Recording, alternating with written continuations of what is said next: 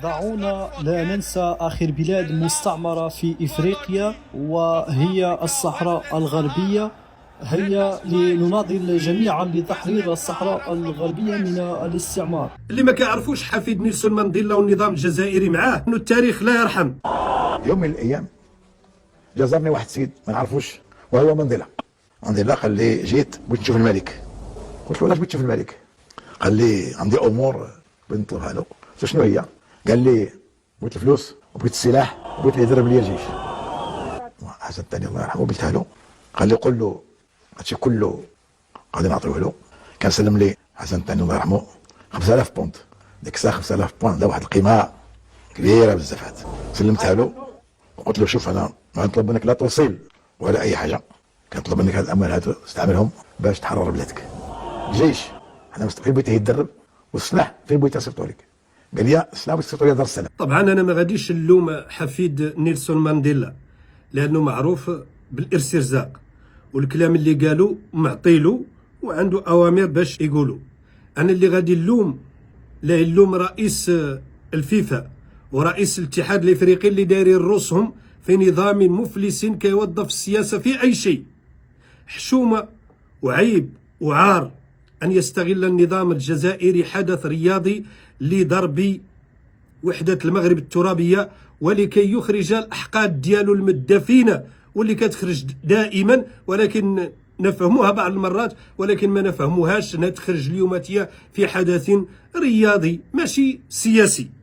اللي ما كيعرفوش حفيد نيلسون مانديلا والنظام الجزائري معاه هو ان المغرب استضاف الراحل نيلسون مانديلا نفسه بمدينه وجده بعدما كان المغرب ملجأ للرموز ديال المقاومه الافريقيه بما فيها رموز المقاومه ديال النظام الجزائري اللي استضافهم المغرب ومدهم ومد الثوره الجزائريه. والتاريخ راه مكتوب واللي بغاه يرجع له، حتى اللي كذب في ذا الكلام يرجع للتاريخ.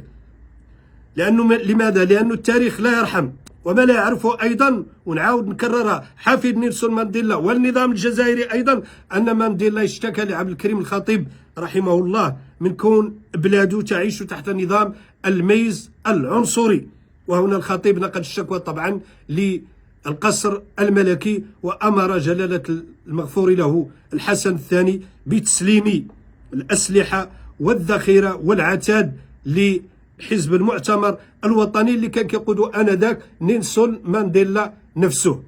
اللي قرينا رجعنا لهذا التاريخ هذا وشفنا الحقيقة كما هي كيخرج علينا حفيد نيلسون مانديلا اللي كما قلت في المقدمة معروف بالاسترزاق باش يجي يورينا انه اخر مستعمره في افريقيا يجب تحريرها. كنقول لك سيدي احنا كمغاربه بالنسبه لنا القضيه الوطنيه وقضيه الصحراء خط احمر، والقضيه الوطنيه وقضيه الصحراء حسمت. سير شوف شي حاجه اخرى اخترعوها باش تحرروها ولا باش تدافعوا عليها، اما هذه القضيه بعيده عليكم وخلوها. وانا اللي كنتكلم معاكم كمغربي وكصحراوي عايش هذه القضيه وكنعرف ابعادها وكنعرف خلفياتها وكنعرف كيفاش كيوظف النظام الجزائري نفسه في امتصاص الغضب ديال الشعب الجزائري وفي تصريف الازمه الخارجيه الداخليه ديالو الى الخارج. وكنعرف ايضا على انه جبهه البوليزاريو هي اداه موظفه في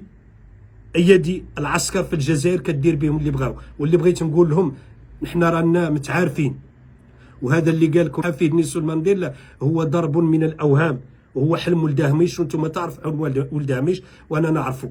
بناء دولتكم هذا شيء مستحيل جدا، لان المغرب سيادته معروفه ولان الصحراء في مغربها ولاننا اليوم كنتكلموا على وحدتنا الترابيه وغادي ندافعوا عليها كما كندافعوا على ملكنا وكندافعوا على شرعيتنا التاريخيه وكندافعوا على وجودنا وكندافعوا ضد حد يقد يقسمنا ولا يقد يمس بينا. ونقولوا للحفيد نيلسون مانديلا الا عاد تقابض شي فلوس سير اخويا قول شي كلام اخر موضع، وإلا عدت مسخر سير تسخر في بلاصه اخرى. وكنقولوا النظام الجزائري كفاكم حقدا وكفاكم غلا، المغرب اكبر منكم. وانا والله الى جعليه قبيلاتيه الجامعه الملكيه لكره القدم وفوزي لقجع والله بلا ما يعذبوا رسوم وبلا ما يمشوا، لان حنا يلا خارجين من واحد الانتصار كبير اللي هو تاريخي واللي غاز واللي محن النظام الجزائري وجايين حنا فيه هما الرابعين والعالم كامل يتكلم علينا. واليوم ايام الزنه شادين اخبار الشان اللي منظم في الجزائر واللي عارفين على انه منظم لتوظيفه سياسيا،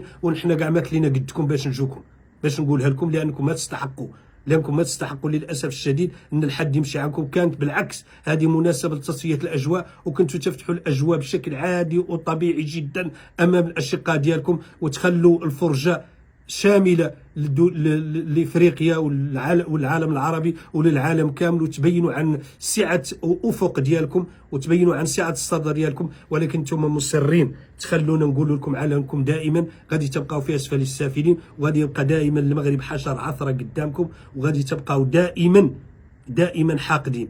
وخلي موتوا بحقدكم وموتوا بغيتكم. وكنقول لكم على ان الصحراء صحراء مغربيه، والقضيه الوطنيه بالنسبه لجميع المغاربه خط احمر، احنا قادين عليها وقادين على ندافعوا على بلادنا. تحياتي لكم، السلام عليكم.